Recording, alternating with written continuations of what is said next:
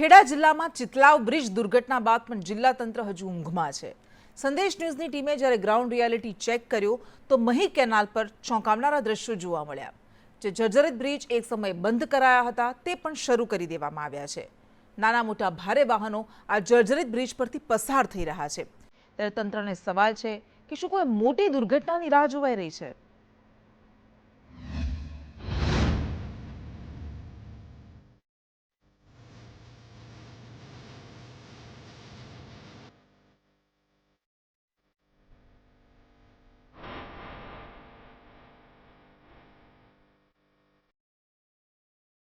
ખેડામાં ચિતલાવ bridge ધરાશાયી થયા બાદ પણ જિલ્લા કલેક્ટર ઊંઘમાં હોય તેવી સ્થિતિ સંદેશ ન્યૂઝના કેમેરામાં કેદ થઈ છે।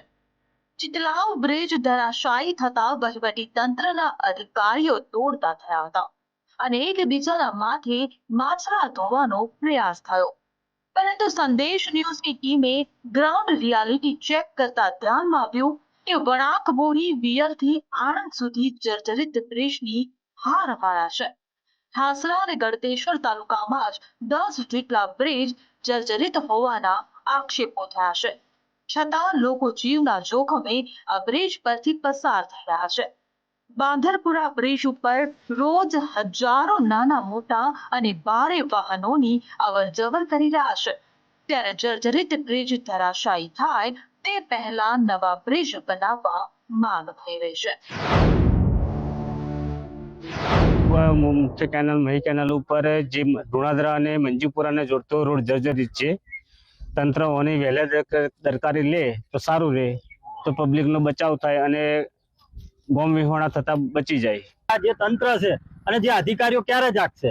કે આ અધિકારીઓ જ્યારે મોટી દુર્ઘટના બનશે, અમારી પાછળ જે બ્રિજ દેખાય છે લગભગ 70-100 વર્ષ જૂનો છે અને 70-100 વર્ષ જૂનો છે અને આ જે બ્રિજ છે બાંધરપુરા બ્રિજ છે, એ બાંધરપુરા બ્રિજની અંદર ખૂબ મોટી સંખ્યાની અંદર લોડિંગ વાહનો જાય છે અને સ્ટેટ હાઈવે છે। સ્ટેટ હાઈવેના કારણે મોટા વ્હીકલો જતા હોય, પશુપાલકો, ખેડૂતો અને નાગરિકો તમામ લોકો આ બ્રિજનો સહારો લે છે। સંદેશની ટીમ અત્યારે પહોંચી છે મહી કેનાલ ઉપર ઠાસરા તાલુકામાંથી પસાર થતા આ અકલાચા ઓવરબ્રિજ પાસે। અકલાચા ઓવરબ્રિજ પણ સંપૂર્ણ રીતના જર્જરિત છે।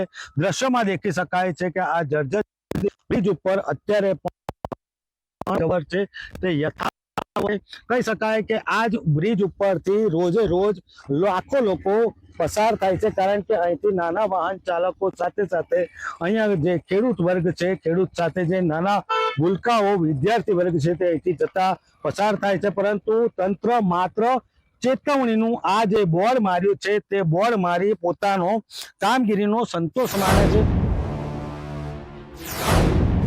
અમારી ટીમે અલગ અલગ બ્રિજની તપાસ કરી તો ધ્યાનમાં આવ્યું કે મહી કેનાલ ઉપરના બ્રિજને 70 વર્ષ જેટલો સમય થઈ ગયો છે, માટે આ બ્રિજ ખૂબ જ જર્જરિત હાલતમાં છે। ત્યારે સવાલ એ થઈ રહ્યો છે કે શું જિલ્લાના કલેક્ટર કોઈ મોટી દુર્ઘટનાની રાહ જોઈ રહ્યા છે? બસોથી નીકળી સોનૈયા, જરગાલ, વાડદ બધે જઈ શકાય છે, ઠાસરા સુધી। કેવી હાલતમાં? બિલકુલ ખરાબ હાલતમાં છે, અત્યારે બિલકુલ પડી જાય એવી હાલતમાં દેખાય છે। 50-55 વર્ષ જૂનો છે। ઠાસરા તાલુકાના ચિતલાવ ગામની અંદર બ્રિજ ધરાશય થઈ ગયો। આ મહી કેનાલ નીકળી છે ત્યાંથી અને આણંદ અને નડિયાદ જાય ત્યાં સુધી આણંદ શાખાની અંદર લગભગ મારા અંદાજે 10 છે અને નડિયાદ શાખાની અંદર જાય ત્યાં સુધી 15 બ્રિજ આવે છે, પણ એ જર્જરિત અવસ્થામાં છે। એક તો ટેલર જોયું છે, બીજું પિક્ચર બાકી થશે, એટલે પડવાની હાલતમાં જ છે। જિલ્લા તંત્રની સૌથી મોટી બેદરકારી એ છે કે અગાઉ બંધ કરાયેલા જોખમી બ્રિજને ફરી અવરજવર માટે શરૂ કરાયા છે, ત્યારે સવાલ થઈ રહ્યો છે કે શું આ બ્રિજની યોગ્ય તપાસ થઈ છે? જોખમી બ્રિજ તૂટતા દુર્ઘટના સર્જાશે તો શું ફરી એકબીજાના માથે માછલા ધોઈને તંત્ર સંતોષ માનશે? શું રાજ્યભરમાં આવા જર્જરિત બ્રિજને લઈને કોઈ ચિંતા કરવામાં આવશે? ચિતલાવમાં મહી કેનાલ ઉપરનો બ્રિજ ધરાશાયી બાદ પણ અત્યારે ખેડા જિલ્લાના ઠાસરા અને ગળતેશ્વર તાલુકાના હજારો લોકોના જીવ રોજે રોજ જોખમમાં મુકાઈ રહ્યા છે. દ્રશ્યમાં દેખાઈ રહ્યું છે કે આ જે ઠાસરા તાલુકાને રાણિયાગાળામાં જોડતો મુખ્ય જે મહી કેનાલ ઉપરનો આ બ્રિજ છે, જ્યાંથી રોજના હજારો વાહનો પસાર થાય છે. સામે કહી શકાય કે ઠાસરા તાલુકા પંચાયત જે જૂની આવેલી, જ્યાં અત્યારે પોલીસ મથક સહિતના જે કચેરીઓ ચાલે છે, તેને જોડતો આ મુખ્ય જે છે માર્ગ છે, બ્રિજ છે, તેની ઉપરથી રોજ હજારો વાહનો પસાર થાય છે. વિદ્યાર્થીઓ, ખેડૂતો, વેપારીઓ સહિતના લોકો અહીંથી પસાર થાય છે અને રોજે રોજ પોતાના જીવ જોખમમાં મૂકે છે. સંદીપ રાજપૂત સાથે સંદેશ ન્યૂઝ, ઠાસરા. રાજકોટના ધોરાજીનો ઐતિહાસિક દરબારગઢ આજે તંત્રની ઘોર ઉપેક્ષાને કારણે જર્જરિત અવસ્થામાં છે. ગોંડલ સ્ટેટના રાજા ભગવંતસિંહજીના શાસનમાં બનેલો અને ધોરાજીની શાન ગણાતો આ દરબારગઢ આજે ખંડેર બન્યો છે, જે તંત્રની બેદરકારી અને નિષ્ક્રિયતાની ચાડી ખાય છે. ધોરાજીની ઓળખ સમાન આ દરબારગઢ ગુજરાતના ગૌરવવંતા ઇતિહાસનું જીવંત પ્રતીક છે. જે દરબારગઢમાં ક્યારેક રજવાડાની શાન ઝળહળતી હતી, ત્યાં આજે ગંદકીના ઢગલા અને અંધકારનું સામ્રાજ્ય છે. સુરક્ષાના સદંતર અભાવે આ પવિત્ર ઐતિહાસિક ધરોહર હવે આવારા અને અસામાજિક તત્વોનો અડ્ડો બની ગઈ છે. સ્થાનિક જનતા, ઇતિહાસકારો અને પ્રબળ લોક લાગણીની હવે સરકાર અને પુરાતત્વ વિભાગ પાસે સ્પષ્ટ માંગ છે કે ઐતિહાસિક દરબારગઢનું યુદ્ધના ધોરણે રિનોવેશન કરવામાં આવે અને તેને એક ભવ્ય મ્યુઝિયમ તરીકે વિકસાવી ગોંડલ સ્ટેટની સ્મૃતિઓને કાયમ માટે જીવંત રાખવામાં આવે. આ દરબારગઢ હાલ રાજ્ય સરકાર હસ્તક છે તથા કેન્દ્ર સરકારના પુરાતત્વ ખાતા હસ્તક અમુક ભાગ આવેલ છે. તેની સાર સંભાળ લેવા વાળું કોઈ તંત્ર કોઈ સાર સંભાળ લેતું નથી અને આની દરબારગઢની રિનોવેશનની તાત્કાલિક જરૂરિયાત છે. આમાં દરબારગઢનો જે ગેટ છે એ પણ બિસ્માર હાલતમાં છે અને તાત્કાલિક જો રિનોવેશન નહીં કરવામાં આવે તો આ અસામાજિક તત્વોનો દરબારગઢ અત્યારે અડ્ડો બની ગયું છે. ઓફિસની સામે જૂનું દરબારગઢ આવેલું છે. રાજા શ્રી ભગવતસિંહજી મહારાજજીનું જન્મસ્થાન છે. એમનો રાણીવાસ અને એમનો મહેલ આવેલ છે. એ આખા દરબારગઢની અંદર અમારે નાનપણથી અત્યાર સુધી બહુ અવર જવર રહી ચૂકી છે.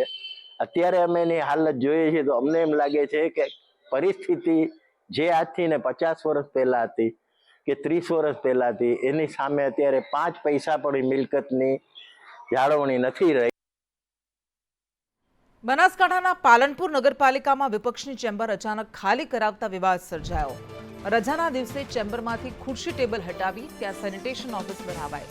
છેલ્લા 10 વર્ષથી વિપક્ષના ચૂંટાયેલા સભ્યો આ ચેમ્બરમાં બેસતા હતા. ચેમ્બર હટાવતા સત્તાપક્ષ અને વિપક્ષ વચ્ચે શાબ્દિક ટકરાવ થયો. વિપક્ષના કોર્પોરેટર્સે સત્તાધારી પક્ષ પર ગંભીર આક્ષેપ લગાવ્યા.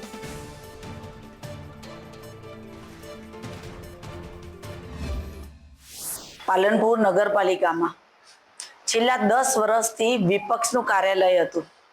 એ શાસક પક્ષ દ્વારા વિરોધ પક્ષને વિશ્વાસમાં લીધા વગર બીજી શાખાનું ત્યાં ઓફિસ શિફ્ટ કરી દેવામાં આવી છે.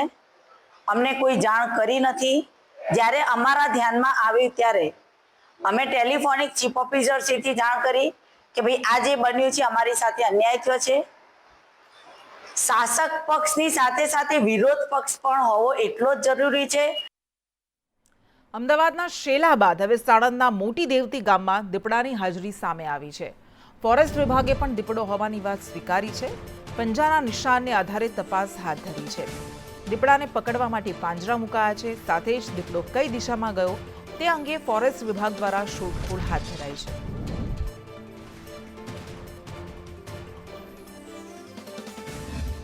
ગત રોજ મોટી દેવતી સાણંદ તાલુકા ગામ ખાતે દીપડાના પગમાર્ક્સ મળેલ હોવાની ચર્ચા થતાં વન વિભાગનો સ્ટાફ સ્થળ ઉપર પહોંચેલ હતું તથા પગમાર્ક્સના અવલોકન કરેલ હતા. જે પગમાર્ક્સ દીપડાના હોવાનું જણાતા તાત્કાલિક ત્યાં પાંજરું મૂકી અને કાર્યવાહી હાથ ધરવામાં આવેલ હતી તથા હાલની તારીખમાં અત્યારે પણ સ્થળ ઉપર સ્ટાફ છે તથા રેકી કરી રહ્યો છે. મહેસાણાના વડનગરના જૂની વાગડીમાં દીપડાની દહેશત ગામજનો અને વન વિભાગો સામસામે આવી ગયા. વન વિભાગ અને ગ્રામજનો વન વિભાગ માત્ર દેખાડો કરવા માટે પાંજરું મૂકે છે તેવું ગ્રામજનો કહી રહ્યા છે. 2 દિવસમાં દીપડાએ પશુનું મારણ કર્યું. મારણ કર્યા બાદ દીપડો ઝાડીઓમાં છુપાઈ ગયો. 3 વસ્તી વિસ્તારમાં દીપડાની અવરજવરથી લોકો પરેશાન થઈ ગયા છે.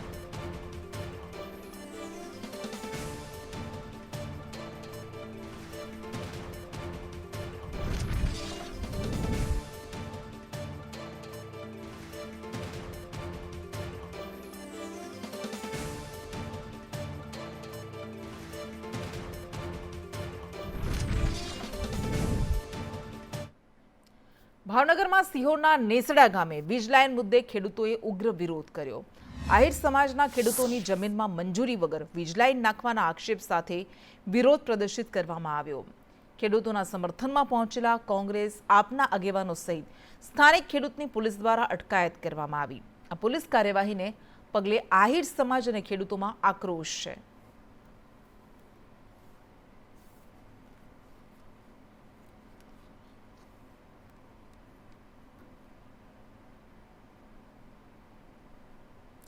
દેવભૂમિ દ્વારકામાં વરસાદની ખેંચ વચ્ચે દુષ્કાળ જેવી સ્થિતિ સર્જાઈ હોવાના આક્ષેપ સાથે કોંગ્રેસ મેદાને ઉતરી છે. જિલ્લામાં ચાલુ વર્ષે માત્ર 6% વરસાદ નોંધાતા ખેડૂતો અને પશુપાલકોની ચિંતા વધી. જામ ખંભાળિયા દ્વારકા હાઈવે પર શ્રી ખોડિયાર મંદિર ખાતે ખેડૂતો એકત્ર થયા અને વિરોધ નોંધાવી સરકાર પાસે તાત્કાલિક રાહતની માંગ કરી.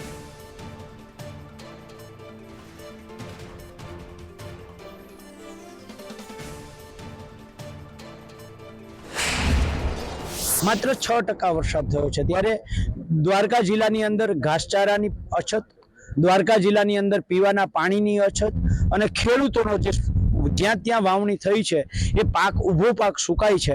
એટલે આ પરિસ્થિતિમાં જિલ્લાને દુષ્કાળગ્રસ્ત જાહેર કરવામાં આવે, દ્વારકા જિલ્લાના ખેડૂતોનું પાક ધિરાણ માફ કરવામાં આવે, પાંજરાપોળ ખોલવામાં આવે, ઘાસચારા વિતરણ કેન્દ્રો ખોલવામાં આવે, રાહત કામો ચાલુ કરવામાં આવે અને પીવાનું અને સિંચાઈનું પાણી આપવામાં આવે. આ માંગનું એક આયોજન, આગામી લડતનું આયોજન. દાહોદમાં મોટીમલુ ગ્રામ પંચાયતની ગ્રામસભામાં મારામારી થઈ. તલાટીની ઉપસ્થિતિમાં સરપંચ પતિએ દાદાગીરી કરી. વિકાસના કામો પર સવાલ પૂછાતા સરપંચ પતિએ હુમલો કર્યો. પ્રશ્ન પૂછનાર યુવક પર સરપંચના પરિવારે હુમલો કર્યો. મારામારીનો આ વિડીયો સોશિયલ મીડિયામાં વાયરલ થયો છે. ધાનપુર પોલીસ સ્ટેશનમાં બંને પક્ષે સામસામી ફરિયાદ દાખલ કરાઈ અને આગળની કાર્યવાહી હાથ ધરાઈ છે.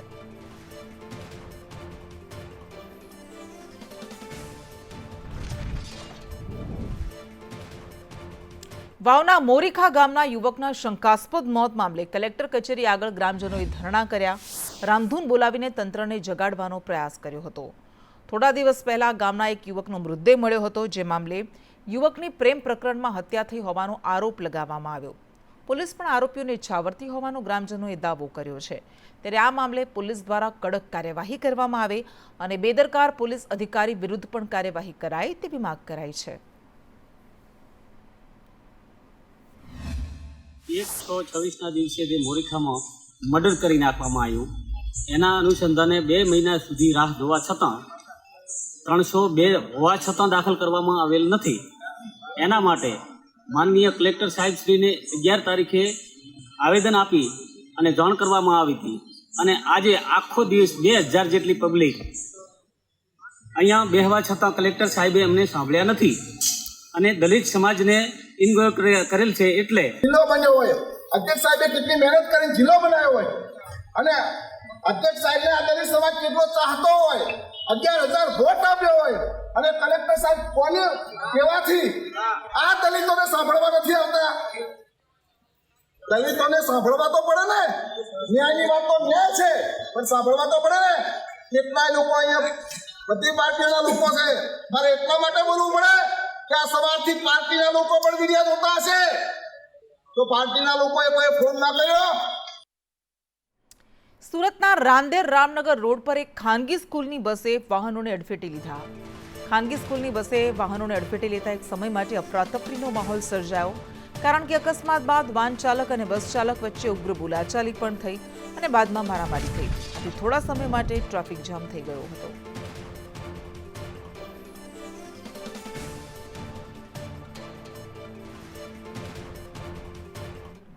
રાજકોટમાં વ્યાજખોરોના આતંકનો વધુ એક ગંભીર કિસ્સો સામે આવ્યો.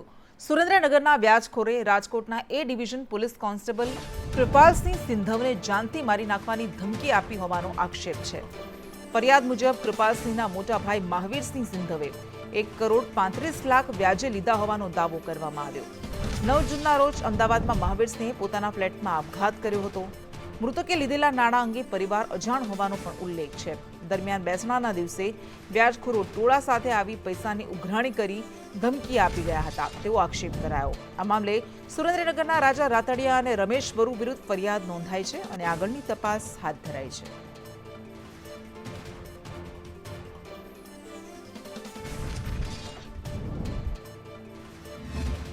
એફઆઈઆર દાખલ કરેલી છે અને તપાસમાં છે.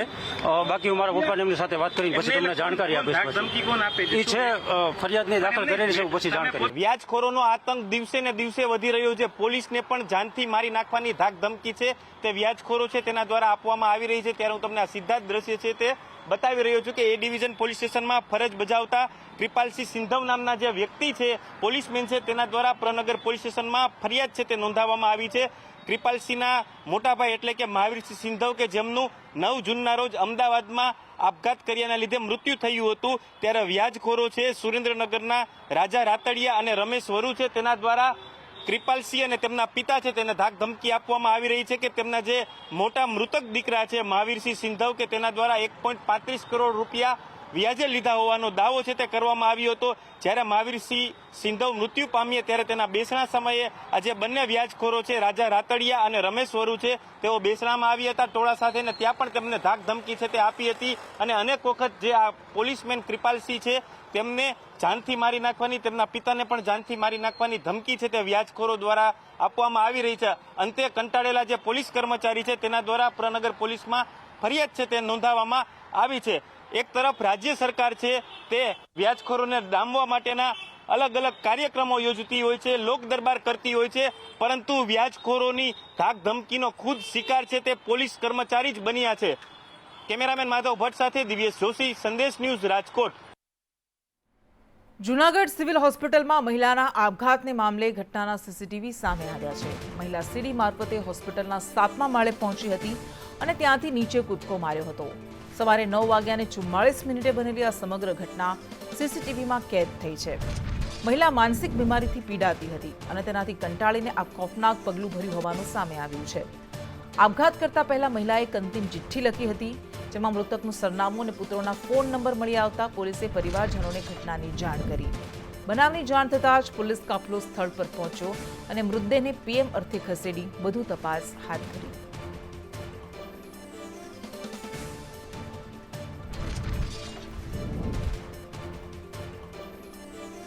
વેરાવળના ભાલકા વિસ્તારમાં ગીર સોમનાથ એસઓજી ટીમે દરોડા પાડીને બોગસ મિની કેમિકલ ફેક્ટરીનો પર્દાફાશ કર્યો છે.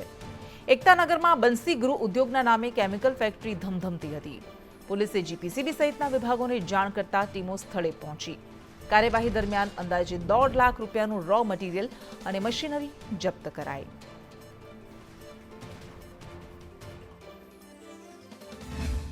વેરાવળના ભાલકા વિસ્તારમાં એક ગેરકાયદેસર કેમિકલ બનાવતી મિની ફેક્ટરી ઝડપાઈ છે. ખાસ કરીને ગીર સોમનાથ પોલીસની સ્પેશિયલ ઓપરેશન ગ્રુપની ટીમને બાતમી મળી હતી અને ભાલકા વિસ્તારમાં જે એકતાનગર તરીકે ઓળખાતો વિસ્તાર છે ત્યાં દરોડો પાડવામાં આવ્યો છે. બંસી ગૃહ ઉદ્યોગ નામનું આ એક એકમ છે જ્યાં કોઈપણ જાતના રજિસ્ટ્રેશન વગરનું કેમિકલનું ઉત્પાદન કરવામાં આવતું હતું. પ્રાથમિક તપાસમાં કોઈપણ જાતની રજિસ્ટ્રેશન કે કોઈ વસ્તુ હાલ સામે આવી નથી. હાલ જેના પગલે મામલતદારની ટીમ અને જીપીસીબીની ટીમ પણ તપાસમાં જોડાઈ છે. હાલ આ જે સંચાલક છે તેની પણ પૂછપરછ કરવામાં આવી રહી છે. હાલ આ સ્થળેથી અંદાજે 1.5 લાખ રૂપિયાનો જે રો મટીરિયલ અને મશીનર સહિતની જે સાધન સામગ્રી છે તેને સીઝ કરી દેવામાં આવી છે. આ જે કેટલા સમયથી આ પ્રકારની ફેક્ટરી ધમધમતી હતી, ક્યાંથી રો મટીરિયલ લાવાતું હતું, ક્યાં વેચવામાં આવતું હતું, આ તમામ દિશામાં હાલ તપાસનો ધમધમાટ ચાલી રહ્યો છે. રાકેશ આહિર, સંદેશ ન્યૂઝ, ગીર સોમનાથ. મહીસાગરમાં જીબીએસને લઈને વહીવટીતંત્ર સતર્ક બન્યું છે. બાલાસિનોરના નાયબ કલેક્ટર મિતેશભાઈ વસાવાએ આંગણવાડી અને પ્રાથમિક શાળાઓની સરપ્રાઇઝ મુલાકાત લીધી. બાળકોને અપાતા ભોજન સહિતની ચીજવસ્તુઓની તપાસ કરી. સતત 5 દિવસથી ચેકિંગ હાથ ધરાયું છે.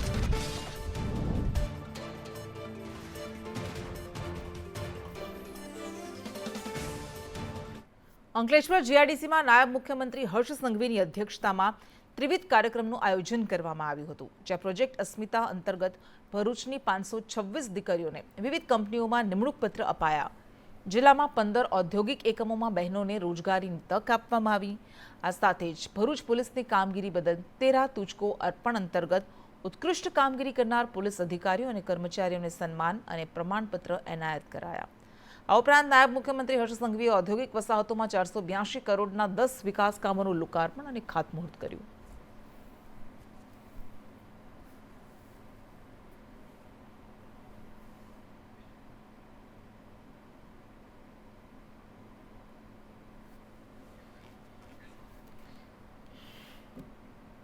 મહેસાણા મહાનગરપાલિકાની સૌથી મોટી બેદરકારી. મહેસાણા શહેરના લાખો મુસાફરોના જીવ સાથે ચેડા કરાયા. શહેરમાં ચાલતી સિટી બસ સેવાનું એનઓસી જ નથી લીધું. મનપા બન્યા બાદ રૂટ વધાર્યા પણ એનઓસી ન લીધું. એનઓસી મુદ્દે મનપા અને એસટી વિભાગ સામસામે આવી ગયા. 15 રૂટ પર 25 જેટલી બસો ગેરકાયદેસર દોડી રહી છે. નગરપાલિકા હતી ત્યારે 8 રૂટ પર ચાલતી બસની જ એનઓસી લીધી હતી. જીએસઆરટીસી પાસેથી પૂર્વ મંજૂરી કે એનઓસી વગર આ સિટી બસ દોડી રહી છે. એસટી વિભાગે મનપા પાસે લેખિતમાં ખુલાસો માંગ્યો.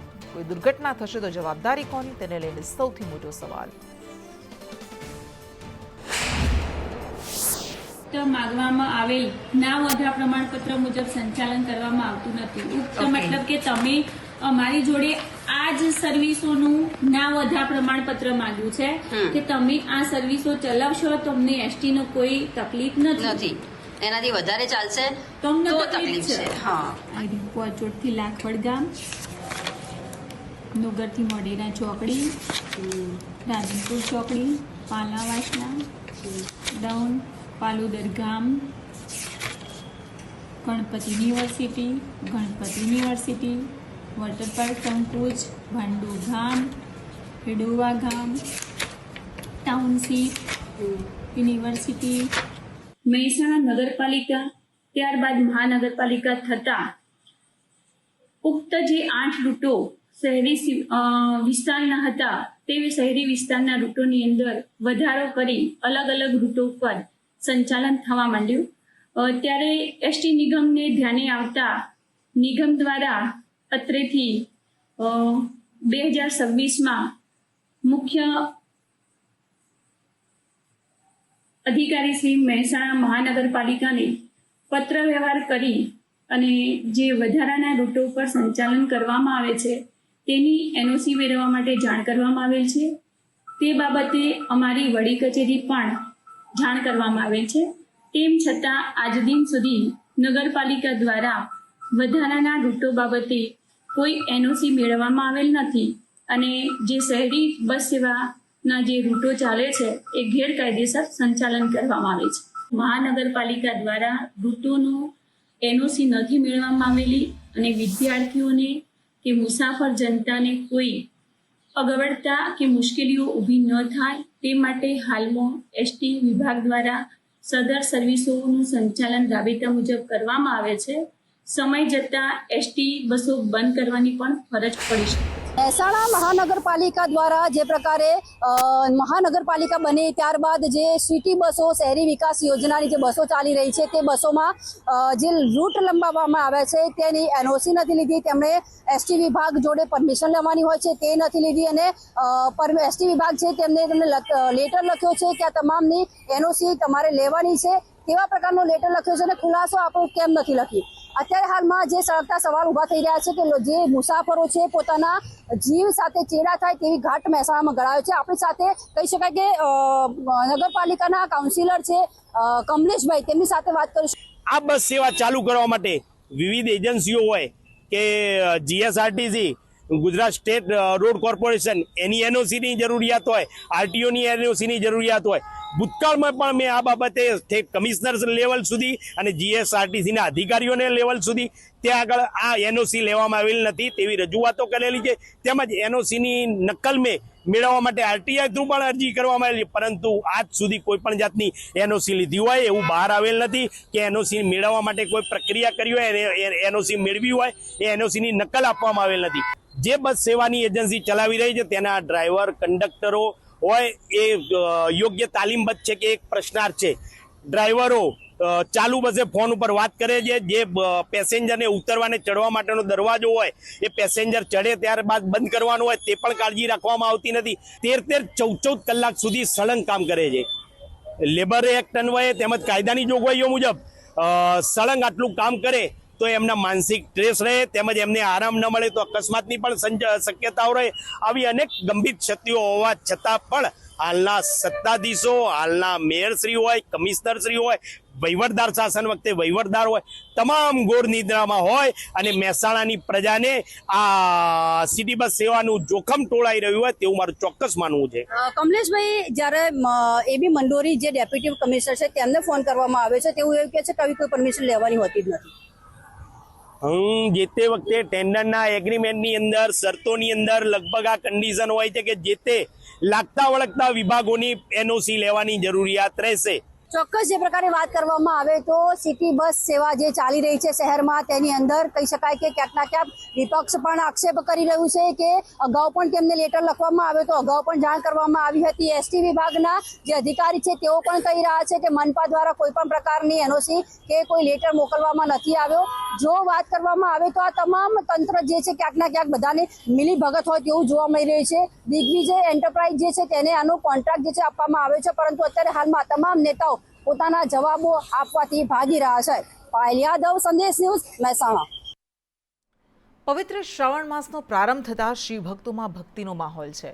શ્રાવણ માસના પ્રથમ સોમવારે અમીરગઢ તાલુકામાં હર હર મહાદેવના જયઘોષથી ડુંગરો ગુંજી ઉઠ્યા. પાંડવોના સમયથી પૌરાણિક મહત્વ ધરાવતા જયરાજ પર્વતમાળા પર આવેલ શ્રી કેદારનાથ મહાદેવના મંદિરે વહેલી સવારથી જ મોટી સંખ્યામાં શ્રદ્ધાળુઓ ઉમટી પડ્યા હતા. દર વર્ષે હજારો શિવ ભક્તો અહીં દર્શન કરી ભગવાન શિવના ચરણોમાં શીશ ઝુકાવી આશીર્વાદ મેળવે છે. શ્રાવણના પ્રથમ સોમવારે મંદિર પરિસરમાં ભક્તોની લાંબી કતારો જોવા મળી. શ્રદ્ધાળુઓએ બિલીપત્ર અર્પણ કરી જલાભિષેક સાથે ભગવાન શિવની પૂજા અર્ચના કરી. શ્રાવણ માસનો આજે પહેલો સોમવાર છે અને યાત્રિકગણનું ભીડભાડ અને દર્શનાર્થી સવારે 4 વાગ્યાથી ચાલુ થઈ જાય છે. સાંજ સુધી ટ્રાફિક પણ રહે છે અને બધાને લાભ દર્શનનો મળે છે અને મહાપ્રસાદ પણ મંદિરનું ચાલે છે અને બધા સહયોગ પણ એમાં આપે છે. એ હિસાબથી આ બધું ચાલી રહ્યું છે. અમરેલીના લાઠીથી 3 કિલોમીટર દૂર આવેલા કેરિયા ગામે 405 વર્ષ જૂના પૌરાણિક રામનાથ મહાદેવ મંદિરમાં આજે શ્રાવણ માસના પ્રથમ સોમવારે ભૂદેવો દ્વારા જલાભિષેક અને પૂજા અર્ચના કરવામાં આવી હતી. સ્વયંભૂ પ્રાગટ્ય ધરાવતા શિવલિંગનો ઇતિહાસ રામા રબારીની ગાયના દૂધની ધારા સાથે જોડાયેલો છે. આ ધામમાં પાણીનો ક્યારેય ન ખૂટતો કૂવો, વાવ પણ આવેલી છે, જ્યાં પ્રથમ સોમવારે મોટી સંખ્યામાં શ્રદ્ધાળુઓ ઉમટ્યા હતા. ભક્તોએ મહાપૂજા, જલાભિષેક અને મહાઆરતી દરમિયાન ભક્તોને આ આસ્થાના મહાસાગરને કારણે ભક્તિમય વાતાવરણ જોવા મળ્યું.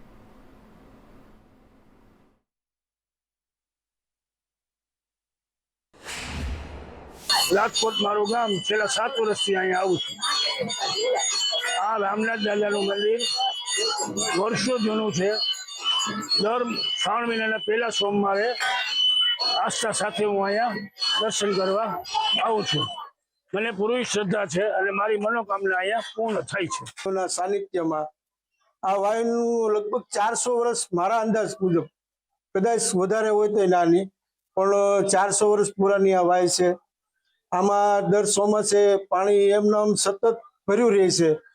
ઉનાળા સુધી આમાં પાણી ભર્યું રહે છે. રામા નામનો રબારી જે વર્ષો પહેલા 400 વર્ષ પહેલા જે અહીંયા ગા સરાવતા હતા અને જે ગા વરસી જતી હતી દાદાની માથે, હવે પછી ત્યાં ખોદકામ કર્યું તો અંદરથી લિંગ પ્રગટ થઈ અને એણે લાઠી ઠાકોર સાહેબને વાત કરી તો ઠાકોર સાહેબ આવી અને અહીંયા ઓટલો બંધાવ્યો અને અહીંયા જે શિખર બંધાતું નથી માથે, જે તાડ, તડકો અને વરસાદ બધો અભિષેક. બાપ દાદાના વખતથી તો 70 વર્ષથી આવીએ છીએ અને દર સોમવારે શ્રાવણ મહિનાના કોઈ પણ સોમવારે અમારો થાળ હોય છે અને લઘુરુદ્ર હોય છે અને અમને અહીંયા બહુ જ આસ્થા છે. અમને દાદા પર બહુ જ આસ્થા છે. અમારા દાદા અમારા બધા કામ પૂર્ણ કરે છે.